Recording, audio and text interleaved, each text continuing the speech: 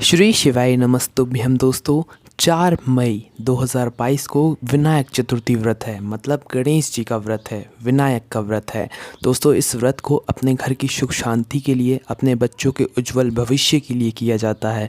कई सारी माताएं बहनें विनायक चतुर्थी का व्रत भी रखती हैं, आप भी रख सकते हैं। इससे आपके घर में धन संपदा, आपके घर के बच्चे जो हैं उन पर कभी कोई दुख संकट नहीं आएगा। दोस्तों इसी दिन विनायक चतुर्थी व्रत के दिन आप एक ऐसा उपाय कर सकते हैं जिस उपाय को करने से अगर आपके घर में कोई काम बनता नहीं है, धन की बहुत कमी है, सुख समृद्धि नहीं आती, रिद्धि सिद्धि नहीं आती हैं, सब चीज़ों के लिए आप यह उपाय कर सकते हैं। यह उपाय सिर्फ विनायक चतुर्थी व्रत के दिन का है या गणेश चतुर्थी व्रत के दिन का है, दोनों ही एक ही दिन है। ठीक है, विनायक चतुर्थी व्रत जो है वो अभी का जो है 4 मई 2022 को पड़ रहा है। करना क्या है आपको, ध्यान से सुनिए उपाय में।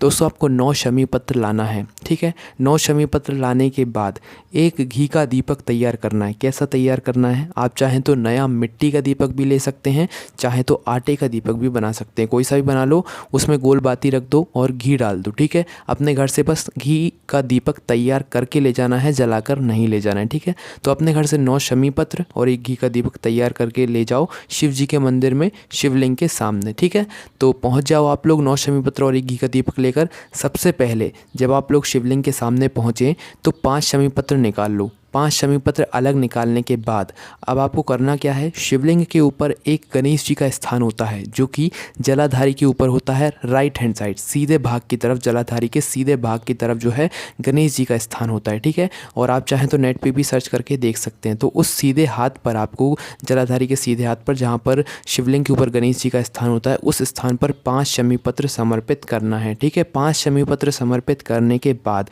3 शमी पत्र और निकालना है। 3 शमी पत्र निकालने के बाद यह आपको शिवलिंग के ऊपर समर्पित करना है। शिवलिंग के ऊपर समर्पित करने के बाद अब आपके पास एक शमी पत्र बचा हुआ होगा और एक घी का दीपक बचा हुआ होगा। ठीक है, तो अब शिव जी की जो मंदिर होगा, जो प्रांगण होगा वहीं का, उसकी जो चौखट होगी उस चौखट पर जाना है। ठीक है, अभी मंदिर से बाहर नहीं निकलना है, अंदर बैठे बैठे ही यहाँ पर दीपक आपको लगाना है। आप जब मंदिर से बाहर निकल रहे हो तो आपका जो उल्टा हाथ पड़ रहा हो, उसी उल्टे हाथ पर जो है, उसी चौखट पर आपको जो है एक शमी पत्र समर्पित करना है। एक शमी पत्र समर्पित करने के बाद आप जो एक घी का दीपक तैयार करके ले गए हैं, मिट्टी का हो, आटे का हो, गोल बाती का होना चाहिए, घी का होना चाहिए। ठीक है, उस दीपक को उसी शमी पत्र के साइड में जहाँ पर आपने चौखट पर दीपक लगाया है, अपने उल्टे हाथ की तरफ, उल्टे हाथ साइड की चौखट पर, उस चौखट पर ही आपने शमी पत्र समर्पित किया, उसी शमी पत्र के साइड में आप वो घी का दीपक जला दीजिए। गणेश जी के मोर ध्वज, मयूर ध्वज का नाम लेते हुए और अपनी मनोकामना भगवान शिव से वहाँ पर बोल दीजिए। जो भी आपकी मनोकामना वो बोल दीजिए, आपकी मनोकामना बहुत ही जल्द पूर्ण हो जाएगी।